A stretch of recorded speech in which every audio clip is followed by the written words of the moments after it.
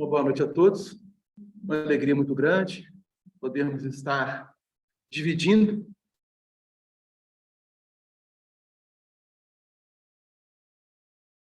mais uma terça-feira com todos. Agradecer ao 27. Estamos iniciando este capítulo 27 do Evangelho segundo o Espiritismo, os itens 1 a 4, e como ele bem colocou, nós vamos trabalhar neste capítulo muito a respeito da prece.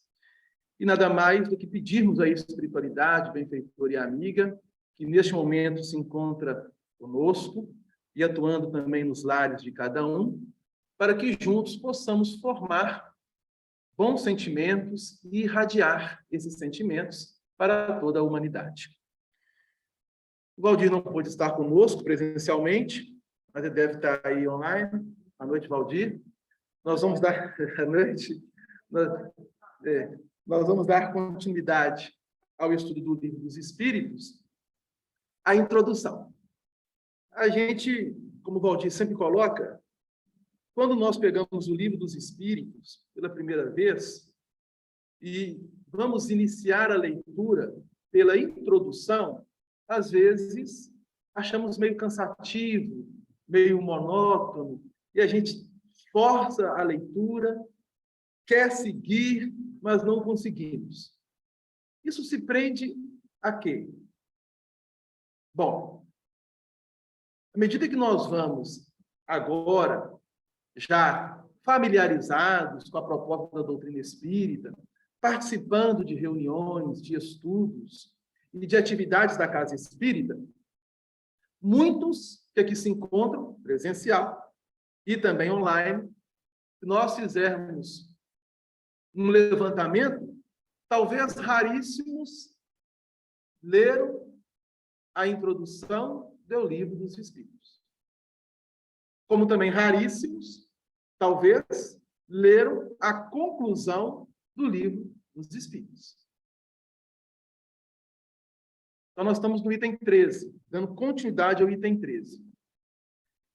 E o objetivo é justamente esse: fazer com que essa leitura ela seja agradável e, através dessa suavidade, podemos compreender a proposta de Allan Kardec.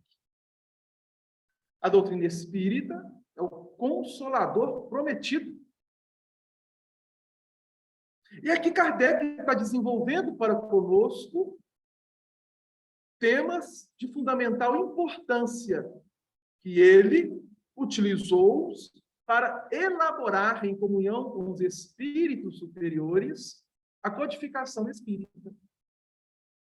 No item 13, o Valdir iniciou, na semana não anterior, né, retrasada, porque a anterior foi um estudo especial, ele está trazendo para nós as divergências de linguagem. Tá? A introdução, ela possui ao todo 17 itens. Vou confirmar aqui, é isso mesmo? 17 itens. Isso mesmo. 17 itens. Então, estamos caminhando para o final. Vamos ver se nesse ano a gente fecha, né, Valdir? Vamos ver se nesse ano a gente fecha. Acredito que sim. Se não fecharmos, ótimo. É sinal que nós estamos aproveitando bem essa introdução, que é importante. As divergências de linguagem. O que Kardec está tratando aqui? Ele inicia assim. Então, eu vou pegar desde o início, porque o Valdir foi no primeiro e no segundo parágrafo. Ok? Estas observações levam-nos a dizer algumas palavras sobre outra dificuldade. Que observações que Allan Kardec está fazendo? Sobre a identidade dos espíritos. No item 12, foi trabalhado justamente isso. Como reconhecer que o espírito que se manifesta realmente é aquele espírito que foi, quando estava encarnado, adotou aquele nome. Por exemplo, ele vai citar lá o exemplo de Fénelon. Como que nós podemos reconhecer que a comunicação que estamos recebendo é realmente de Fénelon? Fénelon Ele foi um teólogo, um filósofo, um pensador francês, cujas ideias estavam muito à frente à sua época. E ele vai tratar muito sobre assuntos pertinentes, política e educação. Mas era uma mente aberta, um espírito de escola. E ele participa da pleide dos espíritos superiores coadjuvados pelo Espírito de verdade. O Valdir até lembrou, no Evangelho segundo o Espiritismo, por exemplo, nós temos 5 mensagens de Fenelon. Mas como que nós podemos identificar que aquelas mensagens realmente é do Espírito de Fenelon? É o que Kardec está desenvolvendo para conosco. Isso parece pueril hoje, mas não é. Por quê? Nós estamos tratando da identificação, da identidade do Espírito.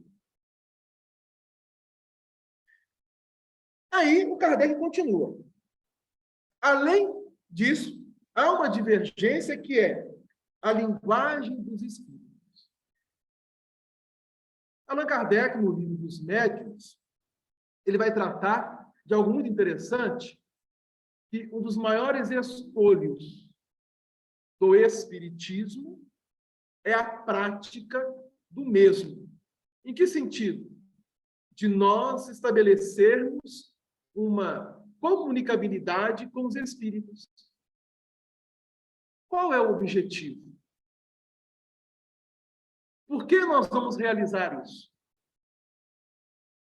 E como saber que aquele espírito que está comunicando comigo é um bom ou um mau espírito? Bom, é o que Kardec está desenvolvendo.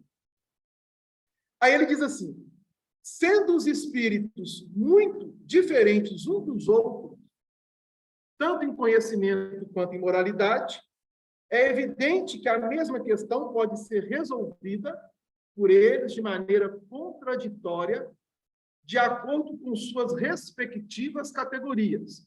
Aí ele vai colocar 3 exemplos: a do ignorante, a do brincalhão e a do sábio. E aí Valdir até lembrou conosco, no estudo anterior, que ele deu do Livro dos Espíritos, que esses 3 tipos de espíritos, o sábio, o brincalhão e o ignorante, eles podem trazer para nós uma mesma mensagem. Por exemplo, em torno da prece.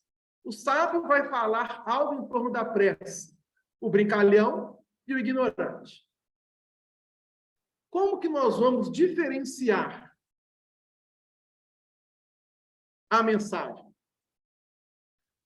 Todos os 3 vão nos fornecer e nós podemos extrair dessas mensagens algo para as nossas instruções. Mesmo a mensagem sendo ruim.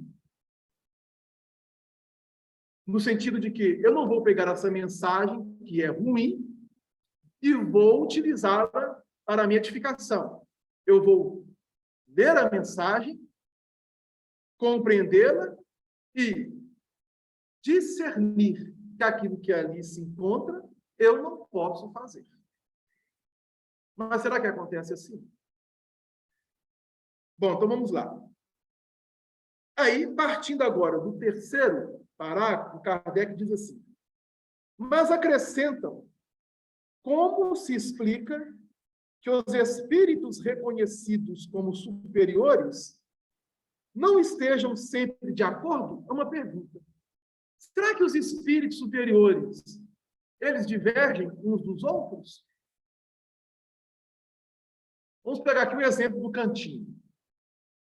O cantinho, como sabemos, tem uma diretoria física. Também tem a diretoria espiritual. A diretoria física, ela vai mudando de acordo com o nosso calendário humano, de 3 em 3 anos. Não é assim? Mas a diretoria espiritual do cantinho, será que ela tem mudado ao longo desses 73 anos? Nós já paramos para pensar sobre isso? Será que os diretores espirituais da casa que nós estamos aqui sendo acolhidos, eles vêm mudando? E por que nós temos a necessidade de mudar? E por que eles continuam? Bom, eu estou levantando uma hipótese, eu não sei. Quem sou eu para saber? E aí vem a pergunta: será que aqueles que aqui se encontram, ou que estão na casa espírita, têm o interesse de realmente atuar à frente de uma casa, das atividades? Será que esses irmãos que lá se encontram, será que eles foram eleitos por estarem na posição que se encontram por livre expressão de vontade? Ou foram realmente colocados, entre aspas, por uma imposição? E aí, tem essa diretoria espiritual, que, se não me engano, é em torno de 12 espíritos. 12 espíritos. Tudo aquilo que acontece no cantinho, a equipe espiritual, a diretoria espiritual, eles se reúnem e eles decidem. Mas será que não tem divergência entre eles? Será que o pensamento, por exemplo, do irmão Joaquim, do irmão Amantino, que é um dos diretores, de Polichinelo, que é um dos diretores, o Valdir falou de Exu, o Polichinelo é um Exu, viu, Valdir? É um Exu. Então, traz uma característica de Exu. E, segundo a informação do irmão Joaquim, ele atua mais no período noturno, a partir das 18 horas. É um grande trabalhador da nossa casa. Quando ele se assenta para decidir, por exemplo, olha, o Cantinho vai aniversariar, 73 anos. Aí um pode olhar para o outro e dizer, nossa, eu conheço você, Amantina, há 73, muito mais, né? O irmão Joaquim falou com a Amantina. Eu conheço você há 73 anos. Há 73 anos nós somos diretores dessa casa. Nós estamos atuando nessa casa. Será que eles pensam de forma uníssona? Vamos pegar os 12 apóstolos. Todos pensavam iguais? E por que não pensavam iguais? Por que os diretores espirituais da nossa casa não pensam iguais? Porque somos individualidades. E dentro da nossa individualidade, nós vamos estar estagiando em patamares diferenciados conforme o nosso grau de evolução. Então, há momentos que nós somos brincalhões? Somos. Somos ou não somos? Há momentos, ou muitos momentos, ou em muitas situações, somos ignorantes. Por exemplo, aqui não é a ignorância no sentido, não, fulano, ele é rude, ele é ignorante. Não. A ignorância do saber, do conhecimento. Por exemplo, eu não sei nada sobre citar eu não sei falar inglês, eu sou completamente ignorante em inglês. Não sei nada de inglês. Se alguém chegar e falar inglês comigo, eu sou ignorante nessa matéria, não sei nada. E assim sucessivamente. Mas nós permeamos, porque há momentos, claro, que não somos sábios na acepção da palavra, mas em muitas ocasiões somos sábios. Uma mãe, em relação ao filho, ela não traz para ele situações de sapiência pela sua experiência? Pai, um irmão mais velho? Então, olha a diversidade que nós temos. E dentro dessa diversidade, Kardec está tratando da identificação dos espíritos. Nenhum é igual ao outro. Cada um possui as suas próprias características. Se nós pegarmos os encarnados, em torno de mais de 7 bilhões, não sei exatamente o número, mas são mais de 7 bilhões de espíritos encarnados, como é que nós podemos identificar que ninguém é igual ao outro, do ponto de vista biológico? Alguém sabe? Alguém arrisca? Quase, também. Já viram falar em impressão digital? Alguém tem igual ao outro? Impressão digital. Então, você coloca, né, seu polegar ou os outros dedos das mãos e imprime. Nenhuma impressão digital é igual à outra. Aí, quando eu desencarnar e me assomar com a população espiritual, que é muito mais abrangente do que a encarnada, o que vai me identificar lá, se eu já não tenho um corpo físico? Alguém já parou para pensar nisso? Aí o Kardec está tratando sobre isso. Como se explica que os espíritos reconhecidos como superiores não estejam sempre de acordo? É uma pergunta. Aí ele continua. Diremos inicialmente que, além da causa já assinalada, ele tratou disso no item anterior, da identificação. Como que nós podemos reconhecer se o espírito é bom ou não? Há outras que podem exercer certa influência sobre a natureza das respostas, independente da qualidade dos espíritos. Então, uma das formas de nós identificarmos se um espírito é bom ou não é como ele responde. E dentro dessa resposta, a qualidade da resposta. Geralmente, os espíritos superiores falam menos e agem mais. Ao contrário dos espíritos imperfeitos. Nós falamos demais e agimos de menos. Não é assim? O Francisco Cândido Xavier, ele recebeu uma mensagem da irmã Teresa d'Ávila. Naqueles tempos áureos em Pedro Leopoldo, quando havia em Pedro Leopoldo um grupo Meimei, que era um grupo de desobsessão, e deste grupo surgiu 2 grandes livros interessantes, que é o registro de Francisco Cândido Xavier através da psicofonia. Os livros foram escritos depois do irmão Arnaldo Rocha ter registrado, através da psicofonia de Francisco Cândido Xavier, a mensagem dos Espíritos. E lá na reunião, Teresa d'Ávila, ela não envia mensagem para esses 2 livros, Vozes do Grande Além, e o outro, me fugiu a memória aqui, depois a gente lembra. Vozes do Grande Além, fugiu o nome. Foi editado pela FEB. Ela mandou uma mensagem. Quando o grupo recebeu, e estava assim, Teresa d'Ávila, a mensagem tinha mais ou menos 10 frases. Aí foi uma contestação. Como que um espírito como Teresa d'Ávila manda uma mensagem de apenas 10 frases? Aí colocou em dúvida se realmente era ou não era Teresa d'Ávila. Aí, os mais céticos depois foram questionar ao Emmanuel.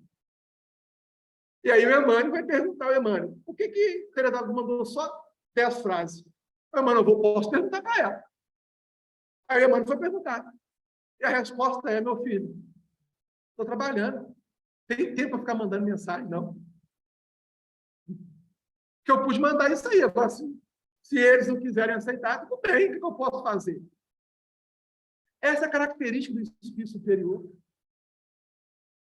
Ele ou ela não irá se preocupar o que os outros vão achar a respeito dele ou dela. A consciência dela é trabalhar pelo Cristo, em nome de Deus, a benefício da humanidade, no sentido de se doar para a humanidade. E aí, o Delano desencarna, chega no plano espiritual. Aí eu olho para o meu corpo e falo assim, será que o perispírito tem digital? Não sei. Tem? Não sei. Olha quantas coisas nós desconhecemos da doutrina espírita. É o que Kardec vai nos propor. Este é um ponto capital, cuja explicação obteremos pelo estudo. Então, nós falamos de perispírito. Nós estamos estudando a doutrina espírita. O perispírito é um dos princípios que fundamentam o espiritismo. Já ouvi falar. Eu sei que o perispírito, quando eu desencarnar, vai me dar essa aparência. Coisa boa, hein? Chegar do outro lado, ter a mesma aparência. Para uns isso é bom, para outros não tão bom assim, né? Mas dizem que o perispírito tem uma propriedade interessante, que é de se rejuvenescer. Você chega lá, parece que você se renova. Mas como é que funciona isso? Como que pode isso? Bom, através do estudo, nós vamos compreendendo. Se o perispírito é um dos princípios que fundamenta a doutrina, existem outros. Aí, olha o que Kardec vai dizer para nós. Eis porque dizemos que estes estudos requerem atenção contínua, observação profunda e, sobretudo, como, aliás, todas as ciências humanas, a continuidade e a perseverança. Necessitamos de anos para fazer. Aí ele vai utilizar uma expressão aqui, parece que eu achei até meio enérgica. Um médico medíocre. O que ele quer dizer com isso? Que uma pessoa, ela estuda anos para se tornar um médico, um profissional da medicina. Olha quanto tempo ela vai gastar. Se nós pegarmos desde a trajetória dela da infância, do pré-primário, passando pelas fases escolares, chegando à universidade, depois da universidade, ela ter que fazer residência, e depois de ter formado, continuando nos estudos, senão ele fica obsoleto, ele fica para trás, principalmente no campo da medicina. Quanto tempo é investido em uma pessoa para que ela se torne um profissional da medicina? Já paramos para pensar sobre isso? Aí ele continua. E 3/4 partes da vida para fazer um sábio. Bom, eu fiquei meio na dúvida. 3/4 partes da vida? Então, se nós pegarmos, por exemplo, uma encarnação, né? Vou colocar a minha aqui, esse pessoal que está a pegar. Vamos imaginar que eu estou aqui. Não que eu esteja igualzinho esse círculo, essa bola aqui. Né? Deixa eu ver. Acho que é muita gente. Mas vamos imaginar. 3/4 partes. Então, eu vou dividir em 4 partes. Né? 1, 2, 3, 4. Então, vamos imaginar que eu desencarno em 2064. Estou chutando, tá? Não sei se é não. Pode ser que sim, pode ser que não. Às vezes, pode ser. Né? 2064 são mais de 42 anos, não é isso? 2022 para 44 anos, não é isso? Então, eu terei mais ou menos 44 anos de vida na existência física. Somado à idade que eu tenho que falar a minha idade? Hã? Bom, atualmente eu estou com 48 anos. Vou fazer 49 agora no final do ano. Eu vou chegar, 8 mais 4, 12, não é isso? Daí 92 anos de idade. Meu Deus, vou chegar a 92, vou desencarnar em 2064. Mas tranquilo. O Chico desencarnou, não foi com 92? O Divaldo não tem mais de 95? O Oscar Niemeyer não desencarnou por mais de 103 anos? E dizem que ele fumava igualzinho uma chaleira? E alguém disse assim, nossa, se ele não fumasse, então ele viveria mais até 150? Bom, aí o que Kardec está colocando? Se investe muito para que o espírito se torne um médico. E um sábio, 3/4 partes. Era como se eu, então, vivesse 3/4 partes da minha existência para me tornar um sábio. Então, se eu vou viver 92 anos, dividido por 3, não é isso? 2, como é que fica? Dá aquela soma periódica? Tem que buscar mais um? 3,06, não é isso? E dá num periódico. Isso quer dizer que eu já me tornei um sábio.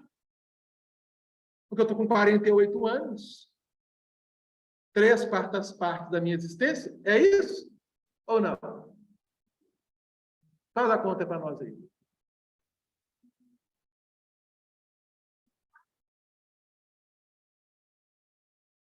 Então falta muito para me chegar, sabe?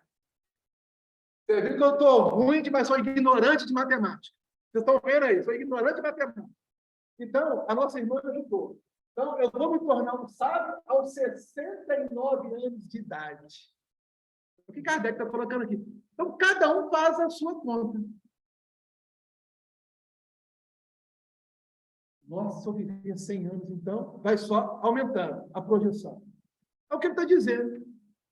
Aos 69 anos de idade, eu posso me tornar uma pessoa mais sábia. Não sábio no campo da intelectualidade, no campo de várias situações, mas uma pessoa experiente em relação à vida. Por quê? Pelo fato de eu ter passado por N coisas, ter vivido várias experiências, ter convivido com bastante pessoas. E se em 69 anos de idade eu não tiver aprendido pelo menos um pouquinho, meu Deus, com que cara eu vou chegar no plano espiritual? E se eu chegar no plano espiritual e ditar uma mensagem aos que estão encarnados e dizer alguma coisa, talvez alguns vão acreditar, outros não. O que Kardec está propondo? Como que nós vamos identificar os espíritos? De que forma? Somente através de uma observação profunda, de um estudo contínuo e de muita perseverança. A doutrina espírita, ela está chamando-nos, convidando-nos a um estudo mais profundo em relação ao mundo, às pessoas, às ciências. Então, vejam bem. Sim e não. Sim, porque é a partir do estudo que eu realizo comigo mesmo, daquilo que eu vou aprender em mim, a me reconhecer, a me identificar, a saber quem realmente eu sou, para eu me posicionar no mundo. Então, uma pessoa se torna sábia, eu ainda vou chegar lá, espero, aos 69 anos, e isso se eu desencarnar em 2064. Pode ser que sim, pode ser que não. Às vezes desencarno antes, às vezes desencarno depois. Ninguém sabe. Eu estou aqui levantando uma hipótese. Nós estamos afirmando. Se eu chegar a essa idade e não tiver pelo menos uma identificação de quem eu sou, qual é o objetivo, pelo fato de eu ter vivido 69 anos, de ter construído algo de bom, outras coisas não tão boas assim?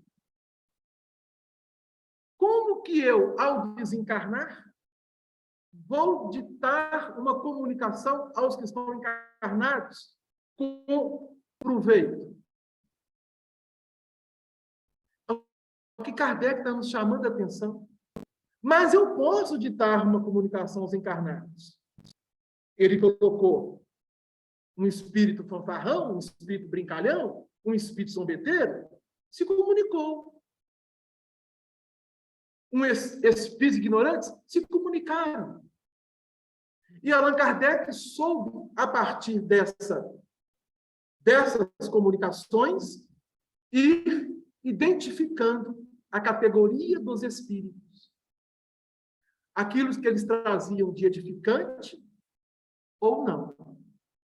Mas para que ele fizesse isso, foi necessário o quê? Uma mente aberta para entender, para compreender, para aprender.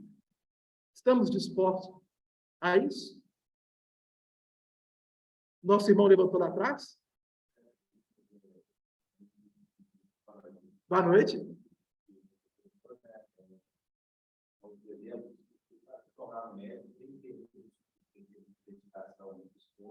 Trabalho.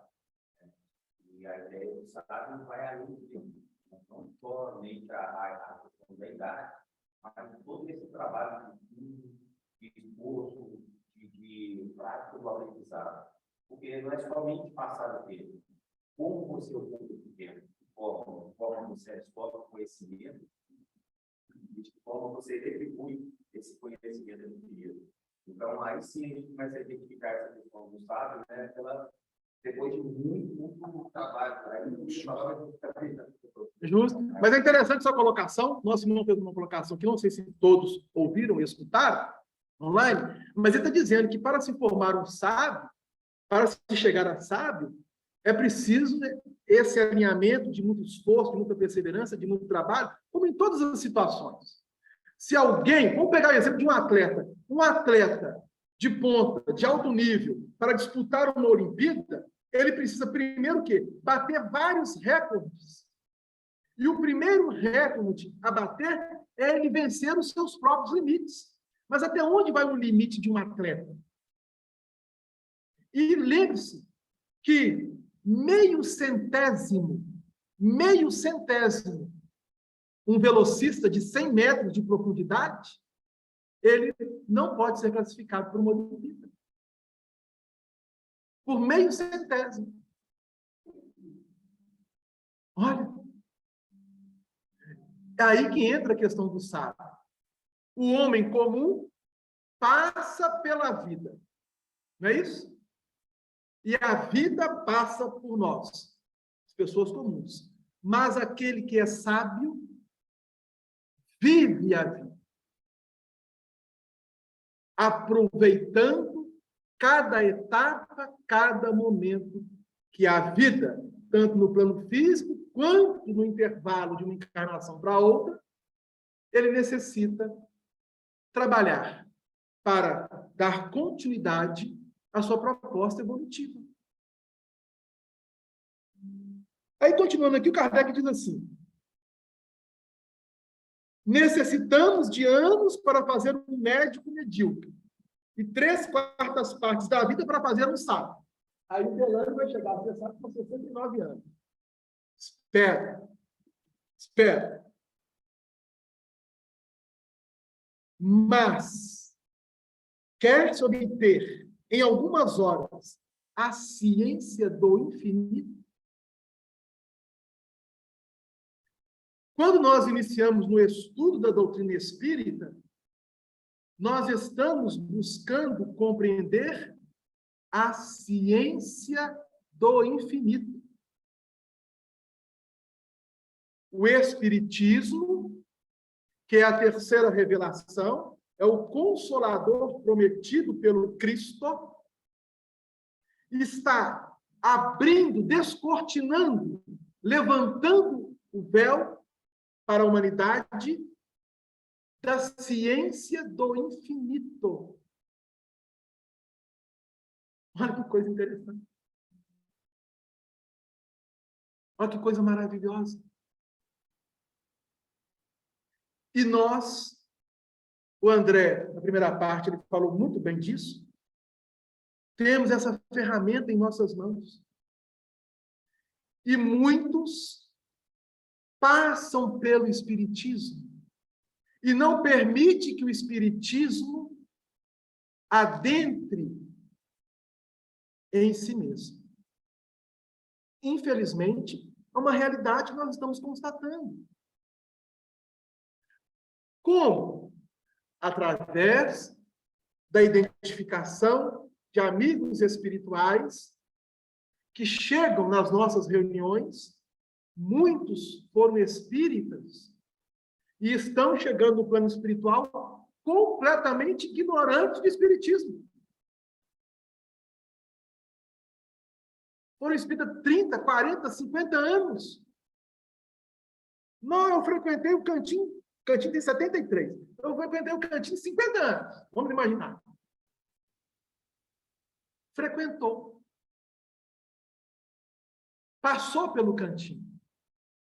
Passou pelas reuniões, pelos estudos, mas não se permitiu que o cantinho de Jesus, as atividades do cantinho, os estudos do cantinho, as palestras do cantinho, as reuniões mediúnicas que frequentou no cantinho, estivesse dentro deste irmão, desta irmã. É o que Kardec está nos chamando a atenção. Na introdução, ele está fazendo todo este apanhado. Porque quando ele começar, da primeira pergunta até a 1018 ou 1019, conforme as traduções, e aí é muito mais do que 1018 ou 1019 perguntas, porque há perguntas que são desdobradas em A, B, C.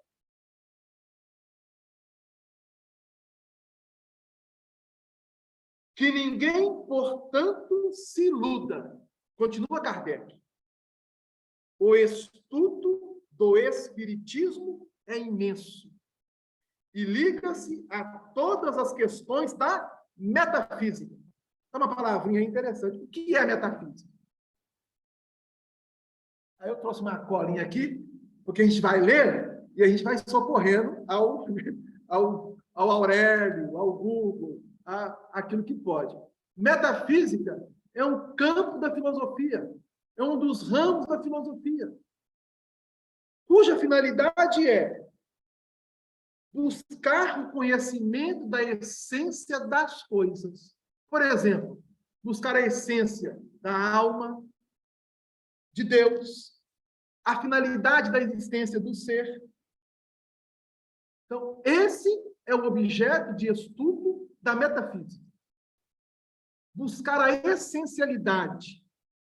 E aí o Kardec vai aqui, posteriormente, falar da alma e do próprio Deus. Olha o que ele vai dizer. O Espiritismo é imenso. Liga-se a todas as questões da metafísica e da ordem social, da nossa sociedade, da nossa humanidade. É todo um mundo que se abre ante nós. Será de espantar que exija tempo, e muito tempo, para a sua realização? É uma pergunta. Será de espantar que exija tempo e muito tempo para a sua realização? Então, com quanto tempo será que eu vou me formar, entre aspas, em espiritismo? Vou pegar um exemplo aqui, para a gente observar o quanto que nós somos ignorantes, entre aspas, tá, gente? Desculpa, eu estou ofendendo alguém, essa não é a nossa intenção. É para nós despertarmos. Vou pegar um exemplo. Posso apagar aqui a perfeição do meu corpo biológico. Essa perfeição. Graças a Deus, né? Imaginemos que há mais ou menos 3.600 anos, o alto vem investindo em cada um de nós, de uma forma muito mais efetiva. Por que nós estamos dizendo isso? Porque nós recebemos a primeira revelação. Não é isso? Aí recebemos a segunda revelação. E agora já nos encontramos na terceira revelação. Isso quer dizer que, em 3.600 anos, plano físico e plano espiritual, olha o que o Espiritismo está me esclarecendo. Eu, vocês, todos nós, como espíritos, uma hora no plano físico, outra hora no plano espiritual, de alguma forma ou de outra, recebemos informações relativas a essas revelações. Nesses 3.600 anos. Qual foi o grau de aproveitamento que nós tivemos e estamos tendo nelas? Aí vamos pegar a primeira revelação. Trazida por Moisés, personificada em Moisés. Allan Kardec trata disso no primeiro capítulo. A segunda, personificada em Jesus. A terceira, personificada na doutrina espírita, no Consolador Prometido. Pegando os 10 mandamentos, lá no Evangelho sobre o Espiritismo, Kardec faz esse trabalho. Será que nós conseguimos vivenciar os 10 mandamentos da lei de Deus? Olha que coisa interessante. Hoje falou da adoração, prece. O André lembrou a questão 649 do Livro dos Espíritos. Orar é pensar em Deus. É adorar a Deus, é pensar em Deus. Aí na primeira lei dos 10 mandamentos é: eu sou Senhor vosso Deus que vos tirou da casa do Egito, a casa de servidão. O primeiro mandamento. Como que está a nossa relação com Deus? Como é que está a sua relação com Deus? Como é que você chega e conversa com Deus? É um diálogo franco, seu com o Pai. Olha, Senhor, eu não estou gostando. Eu não gostei desse nariz que você me deu. Nossa, esses pneuzinhos que eu tenho. Eu posso tirar, né, meu filho? Você pode tirar, é só comer menos. Fazer exercício, atividade física. Mas tem aquela preguiça, aquele desânimo. Ou seja, nós queremos que as coisas aconteçam de forma mágica. Milagres não existem.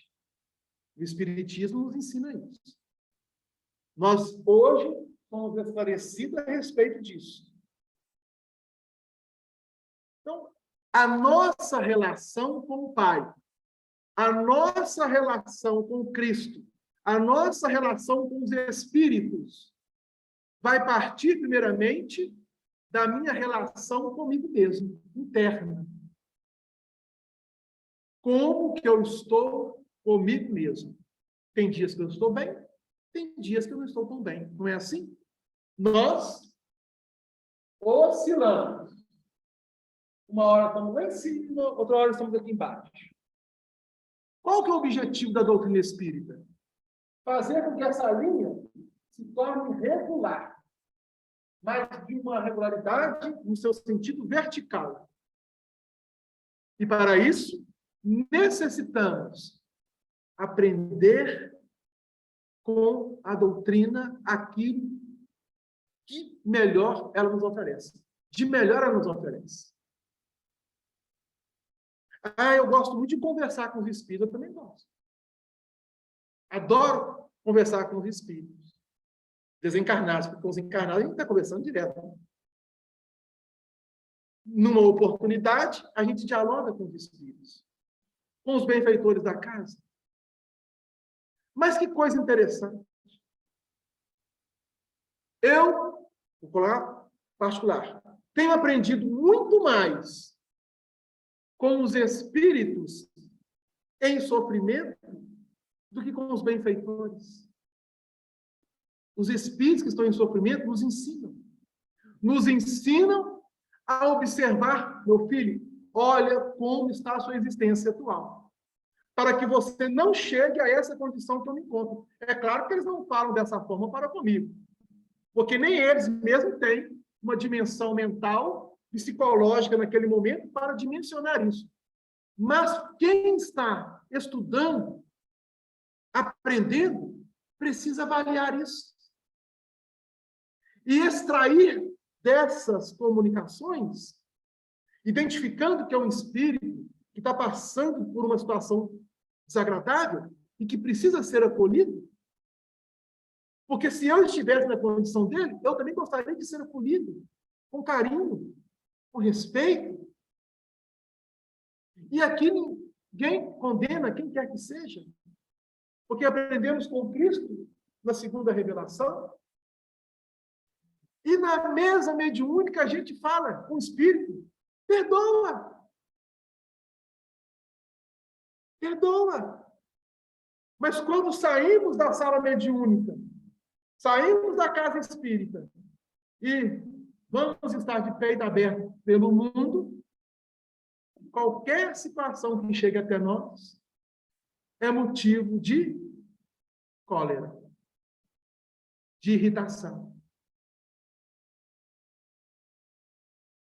Então, Kardec está nos propondo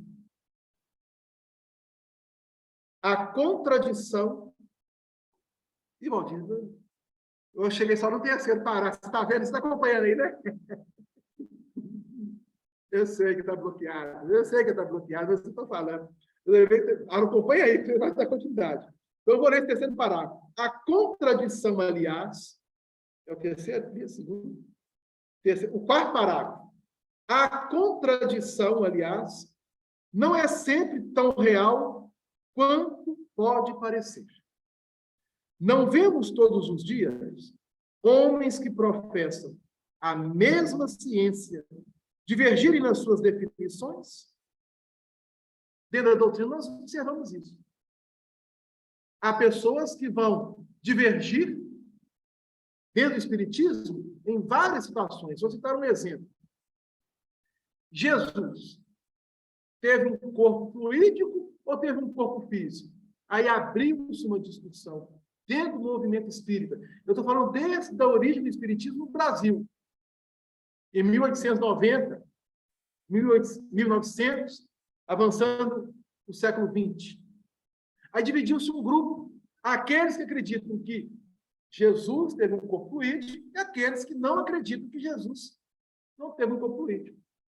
Bom, cada um tem a sua opinião, mas isso não quer dizer que, por termos divergências, não possamos conviver, não possamos trabalharmos em comunhão. Não é isso? É o que Kardec vem trazer para nós. Então, vou terminar o quarto parágrafo, para que depois dê continuidade. Não vemos todos os dias homens que professam a mesma ciência divergirem nas suas definições? Seja porque empregam termos diferentes, seja por diferenças de ponto de vista, embora a ideia fundamental seja sempre a mesma. Que se conte, se possível, o número de definições dadas sobre a gramática. Acrescentemos que a forma da resposta depende quase sempre da forma da pergunta. Isso é interessantíssima essa frase. A forma da resposta depende da forma da pergunta. Nós vamos observar isso quando começarmos a estudar as perguntas e as respostas que os espíritos dão a Kardec. Olha que coisa interessante. Como que se pergunta? E é através desta pergunta que os espíritos irão nos responder. Assim foi elaborado o Livro dos Espíritos. Seria pueril, portanto, ver-se uma contradição onde, geralmente, não existe mais do que uma diferença de palavras. Os espíritos superiores não se preocupam absolutamente com a forma. Para eles, a essência do pensamento, isso vale para a prece também. Não é por palavras bonitas, maravilhosas, que nós vamos chegar a nos comunicar com o alto. Mas é pela qualidade, pela intensidade do sentimento que depositamos nessas palavras. Então, para os espíritos, eles, superiores, não vão se preocupar com forma, mas a essência daquilo que nós estamos buscando. Obviamente, no aproveitamento do nosso trabalho em relação à doutrina espírita. Então, nós fechamos aqui nesse parágrafo. No próximo estudo, o Valdir dá continuidade, se quiser voltar também um pouco, tomemos, por exemplo, a definição de alma. Aí, para ajudar, no item 2 da introdução, já passamos, o Kardec fala um pouco sobre as opiniões dos homens, os sistemas que tiveram até então, em relação à alma. E aí a colocação dele, Kardec, com os espíritos, como que a doutrina vê a alma. Aí fica a sugestão aí para estudo em casa. Uma boa noite para todos.